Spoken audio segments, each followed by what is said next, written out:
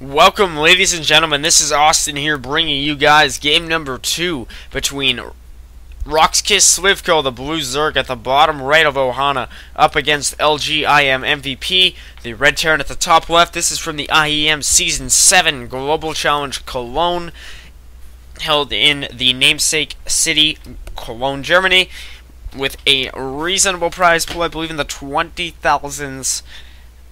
This is from the quarter-final round, so it is a best-of-5 series, and can you guess who is leading it? You're probably going to say MVP, the 4-time GSL champion and arguably best player on IM, maybe rivaled by Seed at the moment.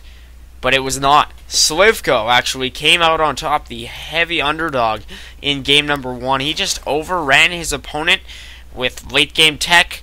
I casted that game about 2 days ago now, so I'm a slight bit rusty, but I do remember it going into the mid-game stage with sLivko just getting, I believe it was Broodlords, and MVP had not insufficient Vikings to hold it off, and he was slowly overrun his tanks, and he favored kind of a biomech play. So we'll have to see what MVP does in game number 2. He is known to be a relentlessly good Terran player who just does not misstep once he knows what he's going to do. So I think in the first game he was kind of testing the waters a little bit, knowing what kind of a strategy his opponent favors. I doubt he's really encountered sLivko because MVP's activities stay mostly in Korea, save for the odd foreign event that he goes to, including this IEM that he completely dominates. So we'll have to see if sLivko is going to be the pull it off again in this game, or if MVP is just going to decimate him like a lot of people would probably think. Again, it seems as though MVP is going to go for this CC first before Rax. So that's a very greedy kind of opener, but I suppose he knows by now that sLivko is not necessarily going to punish him for it, but will likely just grab a third base of his own. So MVP made a few positional mistakes in the last game, I do recall. He overextended himself on multiple occasions and was just a little bit sloppy with his tank micro and sieging up, unsieging at the wrong times. So we'll have to see if he's able to correct that in this game. As I did say, sLivko now going to grab the third and the pool at last. A little bit of a late pool, so MVP should not be expecting any aggression. The rack's just about to finish here from our Korean Terran player. And if you guys do not know, this weekend was the WCS Europe Finals, in which sLivko actually participated, and it was such an exciting tournament. I definitely believe you guys should check that out. Twitch.tv/DreamhackTV. Just go to the VODs and watch some of the games. There's like 15 hours worth of content in there, easy, and a lot of exciting games. I definitely think you should check that out.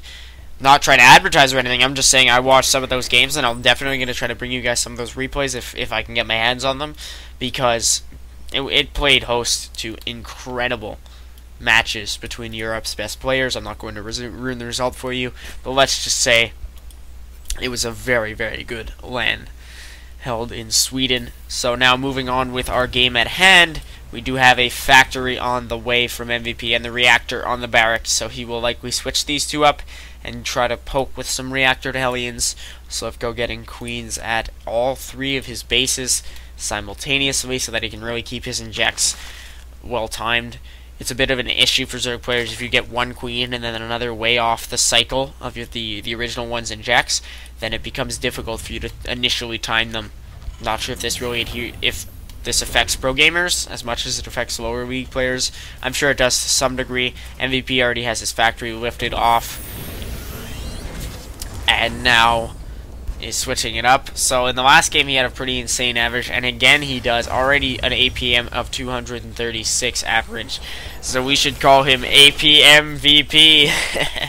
I just really felt like making a pun on that, because he is, for a Terran player to be boasting an APM of already almost 250 this early in the game is just incredible. He's got 2 Hellions out and 2 more on the way. Not to put sLivko down, his is still 136 and only seemingly rising. He's now just popping down some creep in his main base. Has one actually additional queen assisting him in doing so, and now there is a Banshee on the way. with Cloak from MVP. So you sometimes see Terran players like that kind of opener in a TvZ. They go Hellion Banshee. There will be a Spine Crawler shortly finishing here from sLivko, so there shouldn't be too much drone damage done from MVP. A lot of these drones low on health. Only 2 of them, my apologies, but they were perfectly lined up for a Hellion roast. If not for the Spine Crawler, that definitely could have gone very badly for our Zerg player. There are the drones actually lining up, and a good number of them die in one shot. Another 2 go down. This is a lot of drone kills. 2 more. Another there. It seems like MVP just hitting this perfectly. 10 workers killed. 11 total now, and this one Hellion might be able to escape with his life, and unless MVP is going to sacrifice it, he will. Not necessarily sacrifice it. Was trapped by Queens, and now MVP shortly going to follow this up with a Banshee. 2 Spore Crawlers on the way from sLivko. His third is getting one of those 2. His natural unprotected, however. So as soon as that Cloak finishes, sLivko may take some damage. He's already down 11 total drones. He can reproduce them very fast, but if we look at the resources lost, only 400 for MVP and as opposed to 750 for sLivko, not to mention his mining. There's 4 more Hellions coming in here despite the Spine Crawler still getting a good few drone roasts off. Not as good as the last time. There's still 3 of them left, however. There's 2 more going down. These Lynx still don't have speed, so sLivko's really delayed his metabolic boost to focus on in-base defenses. He's just forced to... MVP is just intimidating him into sitting on his 3 bases, and he can't put on any aggression at this point. He has no means of doing so, because those Hellions can just run in the moment that he abandons any attempt to defense, or any attempt to place down spines or moving his wings in. And now these 2 Banshees in the unprotected natural, the only base in which sLivko did not get a Spine Crawler, I believe. No, he doesn't actually have one in his main, only had his 3rd, so there's more drones dying to MVP's Banshees. That's 30 total, ladies and gentlemen. The amount of resources lost is too damn high. 30 workers killed from MVP. He sees this macro hatch, he sees the Roach Warren. Not only is he getting phenomenal scouting, but also incredible damage done. There's actually this Spore Crawler not in the ground yet, so the Hellion's going to run in the main. MVP is just on fire, quite literally as hot as the fire. His Hellions are burning sLivko's drones with. He doesn't even need blue flame, and this is insanity. 39 workers killed, 41 now. MVP just driving his opponent into the ground here with almost 50 workers killed. We've scarcely passed the 10-minute mark. The Spore Crawler still unburrowed. Finally, the Hellions dying. Hero Hellions here. The Banshee's driven out of the base, alas. Not sure how exactly sLivko pulled that off, but there are vehicle weapons level 1 and vehicle armor level 1 on the way, with another Banshee and 2 more Hellions. 2 CCs in production from MVP. He can do whatever he wants at this point. He's near 20 supply up on the Zerg. He's got a Viking taking out this Overlord that will not do too much to his opponent, but might set him back slightly. Here's a Roach push coming out, but no anti-air here from sLivko. He's forced back. He doesn't even have his speed yet. All of his tech delayed. I just cannot get over this tab here. 53 workers killed, no matter how many crawlers sLivko placed down. MVP just found a way to get in. Now he's driving his opponent's Roaches back. Not too many kills on these Banshees.